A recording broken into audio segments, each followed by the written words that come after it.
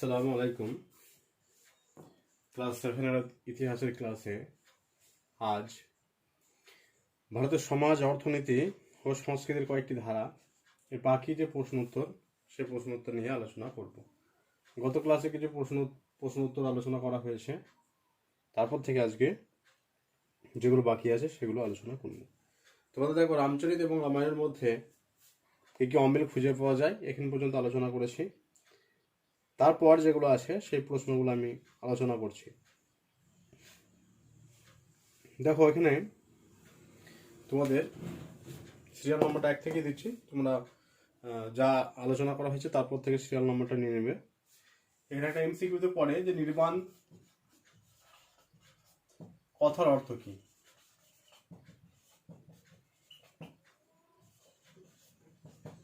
নির্বাণ কথার অর্থ কি? নির্বাণ কথার অর্থ হচ্ছে মুক্তি। তারপর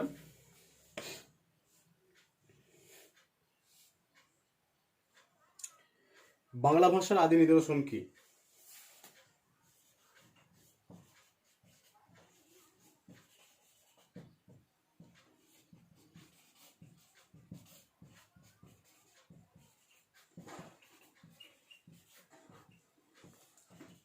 বাংলা ভাষার আদি নিদর্শন হলো চর্যাপদ। চর্যাপদের পুঁথি কে, কবে, কোথা থেকে আবিষ্কার করেন?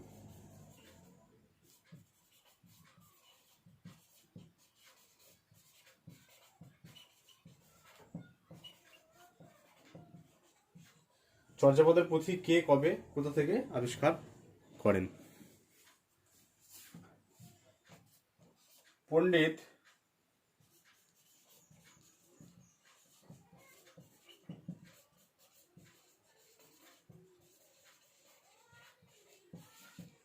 হরপ্রসাদ শাস্ত্রী 1907 খ্রিস্টাব্দে নেপালের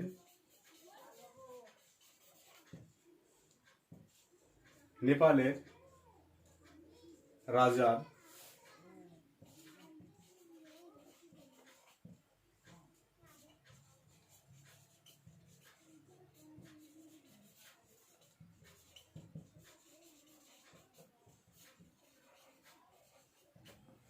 নেপালের 1907 খ্রিস্টাব্দে চর্যাপদের পুঁথি কে কবে আবিষ্কার করেন, কে কবে কোথা থেকে আবিষ্কার করেন? পণ্ডিত হরপ্রসাদ শাস্ত্রী মহাশয় 1907 খ্রিস্টাব্দে নেপালের রাজার গোয়াল ঘরের মাচা থেকে এই চর্যাপদের পুঁথি আবিষ্কার করেন। নেক্সট দেখো,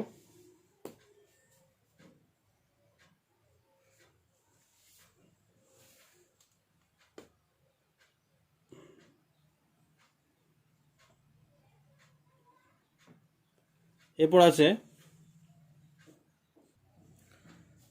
নেক্সট চারজন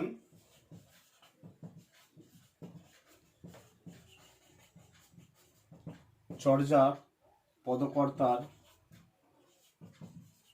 নাম লেখো।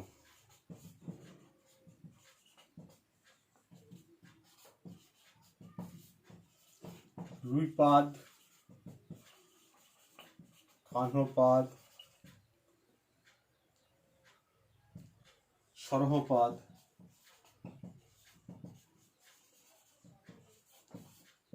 এবং ভুসুকুপাদ।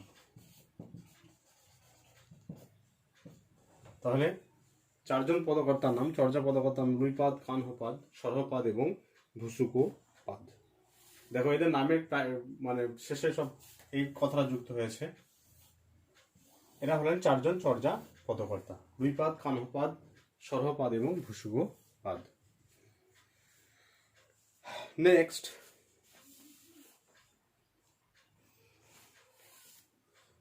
চারটি বৌদ্ধ বিহারের নাম করো।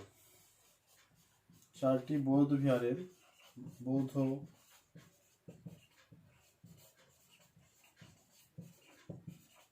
বিহারের নাম লেখো।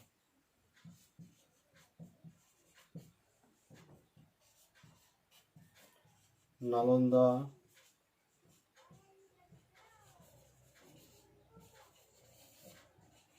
তক্ষশিলা, বলভি, নালন্দা, তক্ষশিলা, বলভি, বিক্রমশীল, সোমপুরি,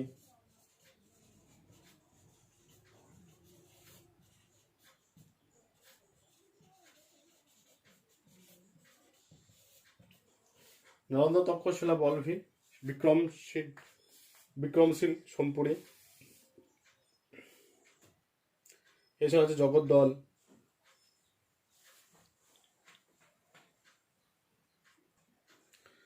নেক্সট, 4 জন বাঙালি আচার্যের নাম লেখো।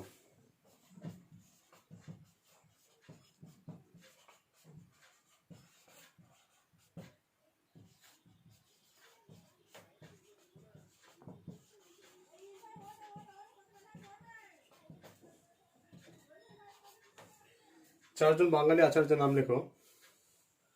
শান্তরক্ষিত,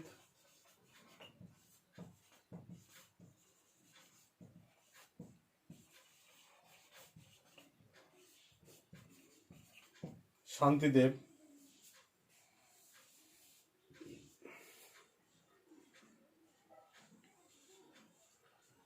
দীপঙ্কর শ্রীজ্ঞান,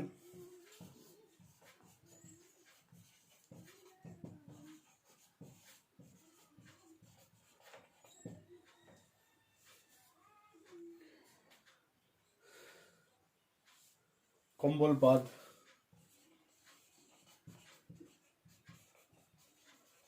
প্রমুখ।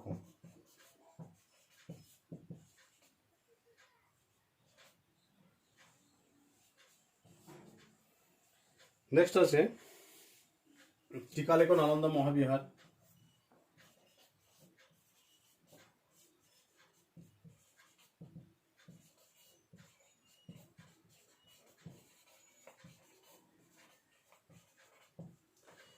এক্ষেত্রে দেখবো আমি আলোচনা করে দিচ্ছি। তাহলে নালন্দা, তক্ষশিলা দুটো আছে তোমাদের বইয়ে, এই দুটো কিন্তু প্যাটার্ন একই হবে। নালন্দা, বিক্রমশীল আছে। তাহলে প্রথমে অবস্থান লিখবে, কোথায় এটা অবস্থিত। অবস্থানের পর লিখবে এই নালন্দা বর্তমানে বিহারে অবস্থিত, নালন্দা মহাবিহার। নালন্দা মহাবিহারের ভগ্নাবশেষ সেখানে দেখতে পাওয়া যায়। তারপর লিখবে ছাত্রভর্তির প্রক্রিয়া কেমন ছিল। ছাত্রভর্তির প্রক্রিয়া কি না, ছাত্রভর্তির প্রক্রিয়া বলতে এখানে ছাত্ররা দেশ বিদেশের ছাত্র, শুধু ভারতবর্ষ নয়, নালন্দা মহাবিহারে শুধুমাত্র ভারতবর্ষ নয়, দেশ বিদেশের ছাত্ররা কিন্তু এখানে পড়তে আসতো। সিংহল, জাভা, সুমাত্রা, চীন, কোরিয়া এই সমস্ত জায়গা থেকে ছেলেরা এখানে পড়তে আসতো। আর এখানে ভর্তি হতে গেলে একটা কঠিন প্রবেশিকা পরীক্ষা দিতে হতো। সেই কঠিন প্রবেশিকা পরীক্ষায় ছাত্র যদি উত্তীর্ণ হতো তবে কিন্তু ছাত্র এখানে পড়াশোনার সুযোগ পেত। তারপর ছাত্রভর্তির প্রক্রিয়া, এরপর বিষয় কি কি এখানে পড়ানো হতো।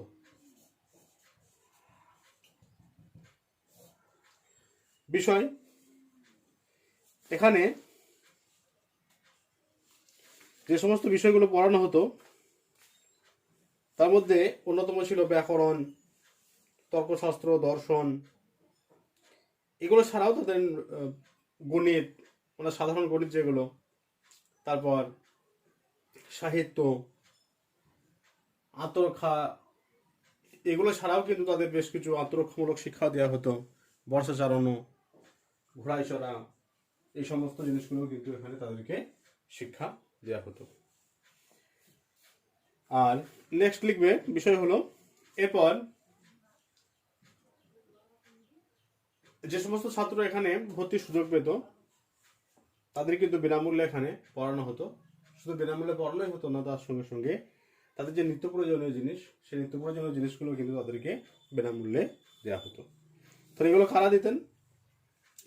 রাজা এবং যারা জমিদার, রাজা এবং জমিদার তারা প্রচুর পরিমাণে সাহায্য করতেন, অর্থ সাহায্য করতেন। সেই অর্থ সাহায্য থেকেই তাদেরকে সমস্ত কিছু খরচ তাদের ছাত্র এবং শিক্ষক উভয়েরই সেখান থেকে কিন্তু তাদেরকে, যারা শিক্ষক তাদেরকে বেতন দেওয়া হতো, আর যারা ছাত্র তাদেরকে খাওয়া, পোশাক, তাদের সমস্ত কিছু নিত্য প্রয়োজনীয় ওষুধ থেকে শুরু করে যা কিছু লাগে সমস্ত কিছুই কিন্তু তাদেরকে দেওয়া হতো।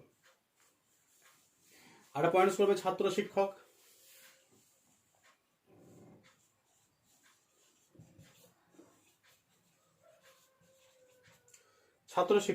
ছাত্র শিক্ষক তাহলে নালন্দা মহাবিহারে ছাত্র সংখ্যা ছিল 8,500 এবং শিক্ষক ছিল 1,500। ছাত্র এবং শিক্ষক মিলিয়ে নালন্দা মহাবিহারের বা নালন্দা বিহারের যে ছাত্র এবং শিক্ষক তার পরিমাণ হলো 10,000। আর কিভাবে ধ্বংস হয়েছিল নালন্দা মহাবিহার? নালন্দা মহাবিহার ধ্বংস হয়েছিল তুর্কিদের আক্রমণে। তুর্কি অভিযানকারীরা ব্যাপক পরিমাণে এই নালন্দা মহাবিহারের ক্ষতি করেছিল এবং নালন্দা মহাবিহার ধ্বংস হয়ে গিয়েছিল। আজকের দিনেও তোমরা যদি যাও দেখবে নালন্দা মহাবিহার এটা একটা দর্শনীয় স্থান। আজকের দিনেও অনেকজন এখানে যায় বেড়াতে, এবং সেখানে গেলে তোমরা দেখবে যে নালন্দা মহাবিহারের ভগ্নাবশেষ তোমরা কিন্তু দেখতে পাবে। তাহলে একই রকম ভাবে এই পয়েন্টসগুলোই হবে, সেম পয়েন্টস হবে। তখন বিক্রমশীলের ক্ষেত্রেও কিন্তু একই পয়েন্টসগুলো হবে। প্রথমে অবস্থান লিখবে। অবস্থান হলো আধুনিক যে বর্তমানে যে ভাগলপুর, বিহারে যে ভাগলপুর, সেই ভাগলপুর যে শহর, সেই শহরের কাছাকাছি কিন্তু এই বিক্রমশীল মহাবিহার অবস্থিত। আর এই বিক্রমশীল মহাবিহারেও কিন্তু যারা স্থানীয় জমিদার এবং রাজা তারা অর্থ সাহায্য করতেন, এবং অর্থ সাহায্যের জন্যই কিন্তু এই মহাবিহারটি গড়ে উঠেছিল। আর এখানে ছাত্র ভর্তির প্রক্রিয়া একই রকম। এখানে প্রবেশিকা পরীক্ষা দিয়ে ছাত্রদের ভর্তি করানো হতো, এবং এখানে শুধুমাত্র ভারতবর্ষের ছাত্ররাই পড়তেন, দেশ বিদেশের ছাত্ররা কিন্তু এখানে আসতো না। ছাত্র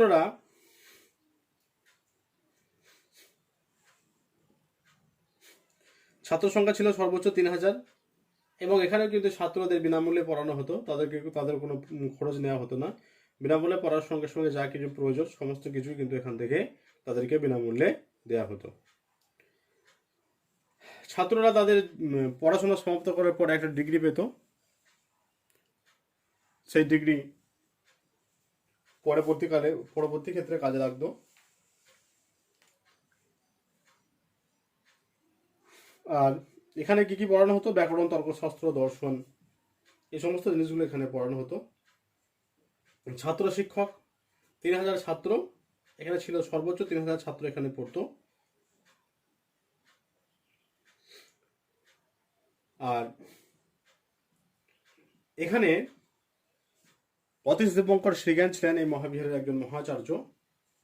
আর এই মহাবিহারে কিন্তু ত্রয়োদশ শতকে তুর্কি অভিযানকারীদের দ্বারা এটি ধ্বংস হয়ে যায়।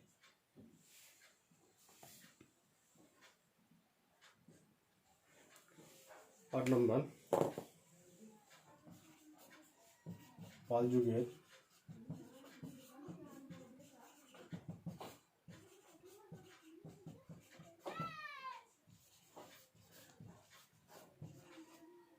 শিল্পরীতিকে কি বলা হয়? পাল যুগের শিল্পরীতিকে কি বলা হয়? পাল যুগের শিল্পরীতিকে বলা হয় প্রাচ্য শিল্পরীতি।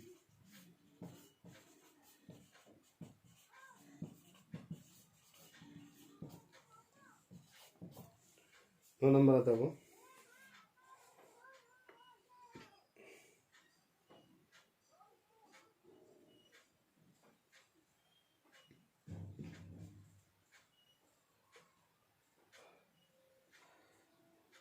এরপর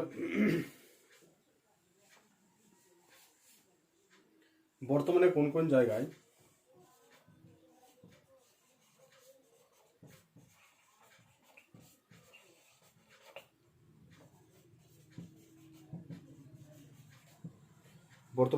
জায়গায়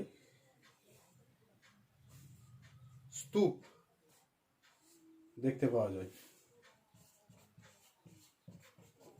স্তূপ বা বৌদ্ধ বিহার যেগুলো,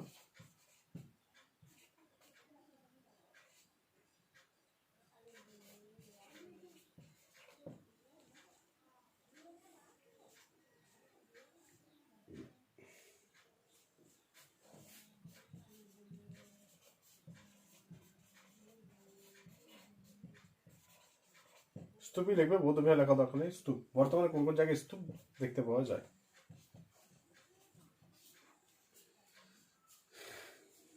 বাংলাদেশের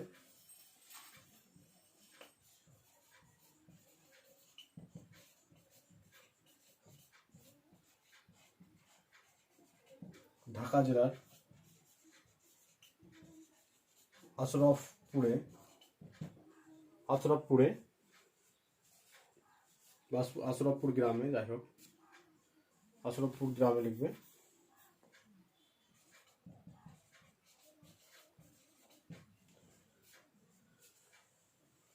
রাজশাহীর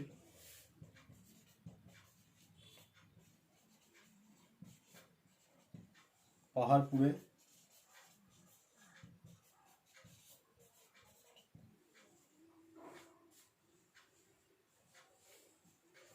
বর্ধমান জেলার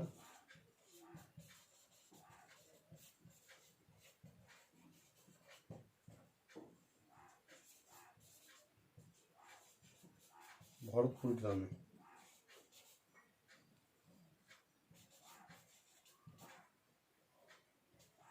বর্ধমান জেলার ভরতপুর গ্রামে এই বৌদ্ধ বিহার বা বৌদ্ধ স্তূপ দেখতে পাওয়া যায়। তাহলে দেখো বর্তমানে কোন কোন জায়গায় স্তূপ দেখতে পাওয়া যায়। স্তূপই লিখবে তোমরা, স্তূপই লিখবে প্রশ্নে। বাংলাদেশে ঢাকা জেলার আশরাফপুরে, রাজশাহীর পাহাড়পুরে এবং বর্ধমান জেলার ভরতপুর গ্রামে এই স্তূপ দেখতে পাওয়া যায়।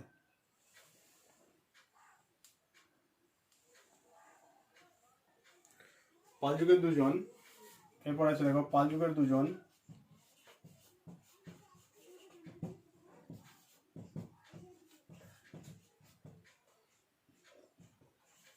ভাস্কর্য শিল্পীর নাম লেখো।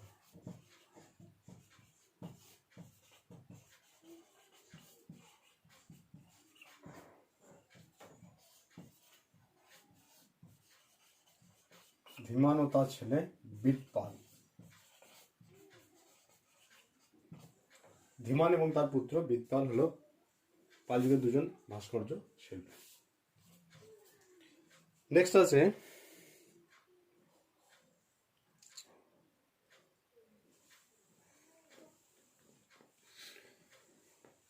এরপর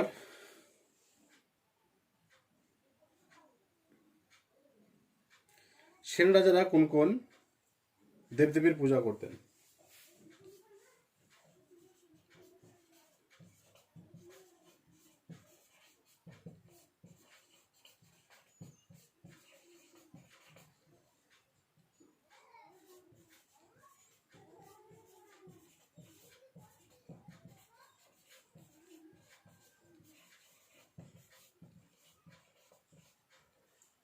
সেন রাজারা কোন কোন দেবদেবীর পূজা করতেন? ইন্দ্র, অগ্নি, কুবের,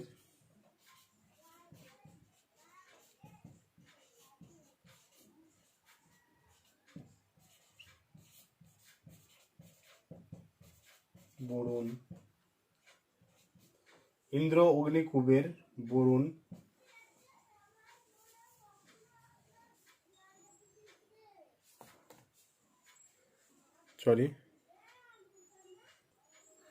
ইন্দ্র, অগ্নি, কুবের, সূর্য, বৃহস্পতি,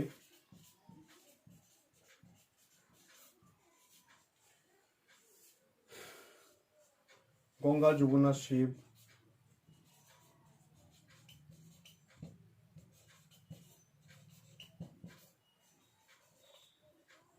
প্রভৃতি দেবদেবীর পূজা করতেন। তারা সেন রাজারা কোন কোন দেবদেবীর পূজা করতেন? সেন রাজারা ইন্দ্র, অগ্নি, কুবের, সূর্য, বৃহস্পতি, গঙ্গা, যমুনা, শিব প্রভৃতি দেবদেবীর পূজা করতেন। পঞ্চরত্ন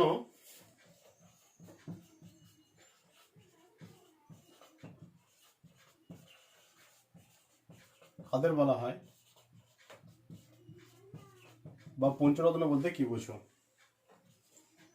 রাজা, এটা আগে একবার আশা করি দেখানো হয়েছে। লক্ষণ সেনের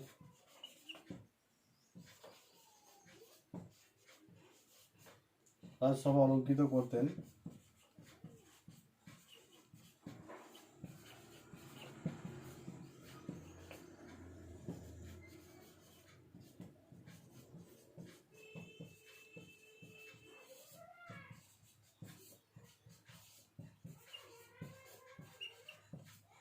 রাজা লক্ষণ সেনের রাজসভা অলঙ্কৃত করতেন পাঁচজন জ্ঞানীগুণী ব্যক্তি। এদের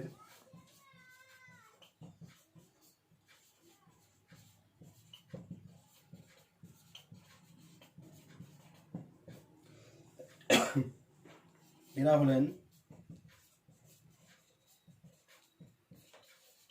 কবি জয়দেব, গোবর্ধন, শরণ, উমাপতিধর ও ধৈ।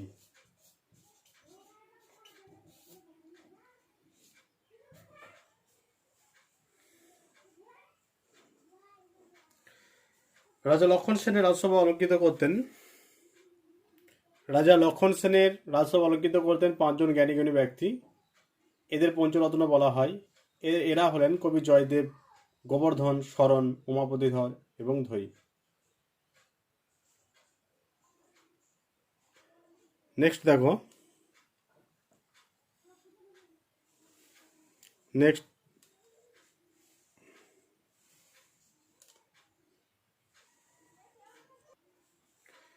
13 নম্বর গীত গোবিন্দম কাব্য।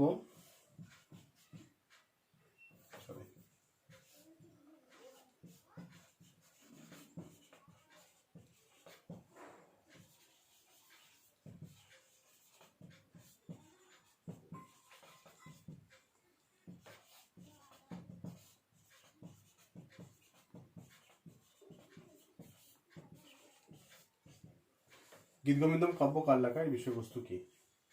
গীতগোবিন্দম কাব্য হচ্ছে কবি জয়দেবের লেখা।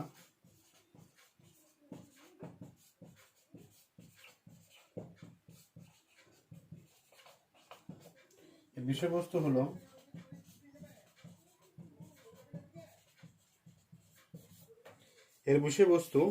রাধাকৃষ্ণের প্রেম লীলা।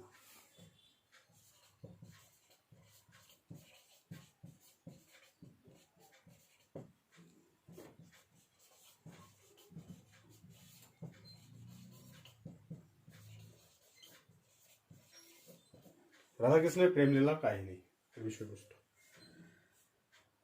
নেক্সট আছে পবনদূত কার লেখা?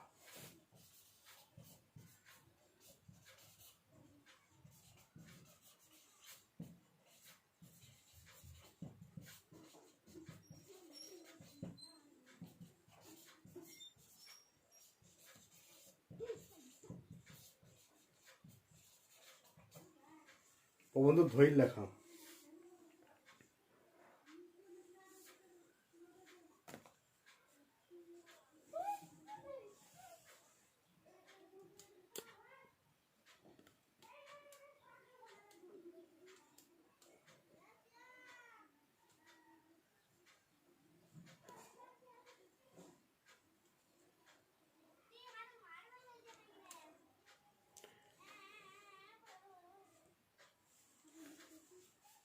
এবার 15 নম্বর সদুক্তি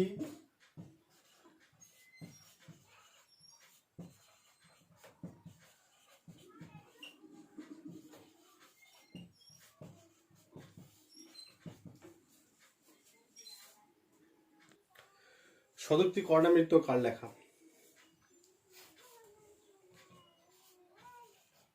সদুক্তি কর্ণামৃত শ্রীধর দাসের লেখা।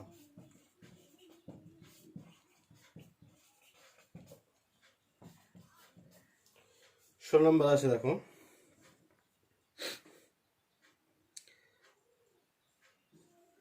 বল্লাল সেন রচিত দুটি গ্রন্থের নাম। আগে একবার হয়েছে।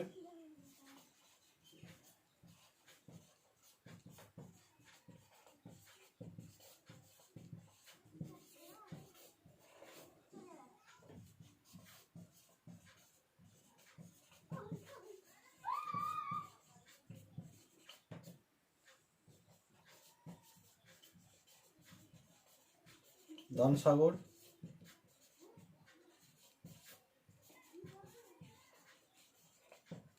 অদ্ভুত সাগর। বলরাম সেন রচিত দুটি গ্রন্থের নাম দান সাগর ও অদ্ভুত সাগর।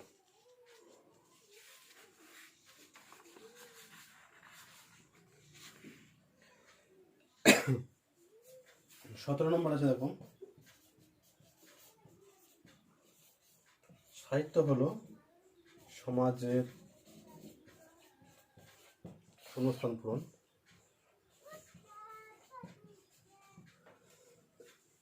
সাহিত্য হলো সমাজের আয়না। সাহিত্য হলো সমাজের আয়না, এটা শূন্যস্থান পূরণ অনেক সময় থাকে।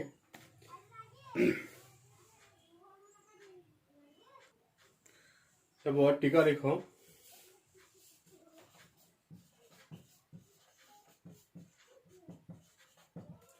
টিকা দীপঙ্কর শ্রীজ্ঞান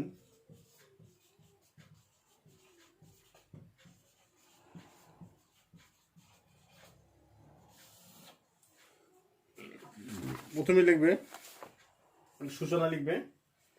এটা আগে একবার বলেছি, আরেকবার বলে দিই যে বাঙালি বৌদ্ধ আচার্যদের মধ্যে সবচেয়ে বিখ্যাত ছিলেন দীপঙ্কর শ্রীজ্ঞান অতীশ। দীপঙ্কর শ্রীজ্ঞান অতীশ ছিলেন বাঙালি বৌদ্ধ আচার্যদের মধ্যে সবচেয়ে বিখ্যাত। তিনি ঔদন্তপুরী মহাবিহারের আচার্য শিলরক্ষিতের কাছে তিনি দীক্ষা নিয়েছিলেন। ঔদন্তপুরী মহাবিহারের আচার্য বা ঔদন্তপুরী বিহারের আচার্য শিলরক্ষিতের কাছে তিনি দীক্ষা নিয়েছিলেন। এটা হলো সূচনা। তারপর লিখবে 1 নম্বর, জন্ম ও বংশ পরিচয়।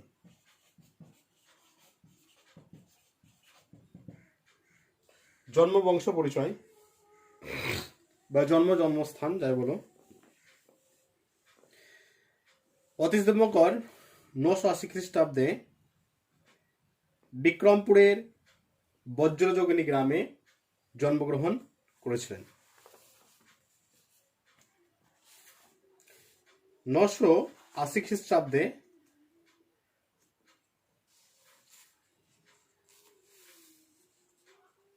অতীশ দীপঙ্কর শ্রীজ্ঞান বা দীপঙ্কর শ্রীজ্ঞান অতীশ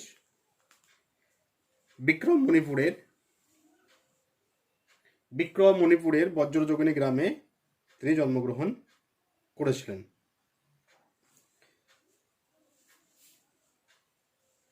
মহাবিহারের আচার্য।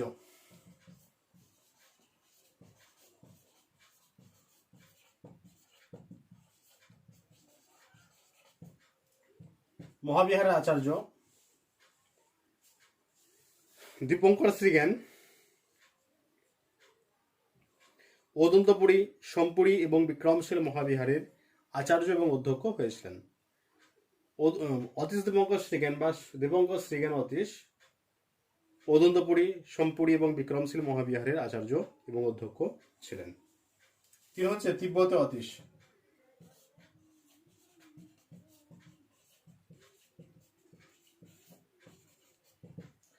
তিব্বতে অতীশ 1040 খ্রিস্টাব্দে তিব্বতের রাজা জ্ঞানপ্রভের আমন্ত্রণে তিনি তিব্বতে যান এবং সেখানে তিনি মহাযান বৌদ্ধ ধর্ম মহাযান আর হিনযান দুটো ভাগে ভাগ, ক্লাসে আমি বিস্তারিত আলোচনা করেছি। তাহলে মহাযান বৌদ্ধ ধর্মে তিনি সেখানে প্রচার করেন। তিব্বতের মানুষরা অতীশকে বুদ্ধের অবতার রূপে পূজা করেন। মূল্যায়ন হচ্ছে যে অতীশ বৌদ্ধ ধর্মকে তিব্বতে জনপ্রিয় করে তুলেছিলেন। তিব্বতের রাজধানী লাসায় অতীশের সমাধিস্থল আজকের দিনেও বৌদ্ধদের কাছে তীর্থস্থান হিসেবে পূজিত হয়।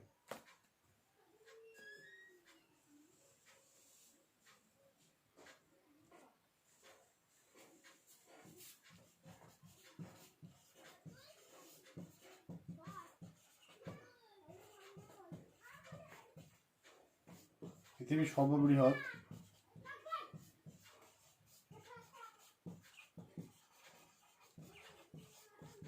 সর্ববৃহৎ বৌদ্ধ কেন্দ্রের নাম কি? ইন্দোনেশিয়ার বরোবুদুর।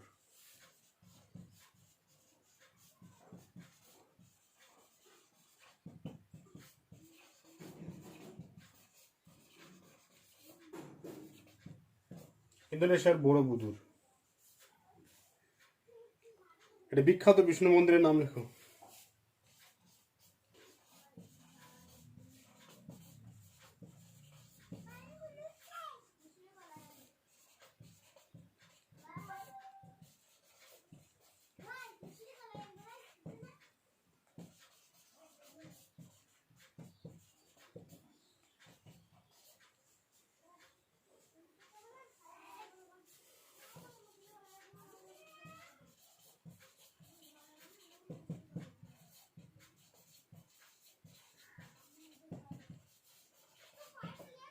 এটি বিখ্যাত বিষ্ণু মন্দিরের নাম লেখো। কম্বোডিয়ার আঙ্কর ভাট হলো এটি বিখ্যাত বিষ্ণু মন্দির। তোমাদের বইয়ের যে অনুশীলনী 41 পেজের, সেটা যখন ক্লাস করেছি তখন এটা করিয়ে দিয়েছি। আর আজকের যা প্রশ্ন বাকি ছিল আজকে ক্লাসে আলোচনা করা হলো। গত ক্লাসে কিছু প্রশ্ন দেওয়া হয়েছিল, এই প্রশ্নগুলো তোমরা খাতায় তৈরি করবে এবং প্রশ্ন উত্তর যেভাবে আলোচনা করলাম এভাবে কিন্তু খাতায় তোমরা প্রশ্নগুলো রেডি করবে। ঠিক আছে, সবাই ভিডিওটা ভালো করে দেখবে, প্রশ্ন উত্তরগুলো ভালো করে পড়বে। কারো যদি কিছু অসুবিধা হয় অবশ্যই আমাকে হোয়াটসঅ্যাপে মেসেজ করবে। ঠিক আছে।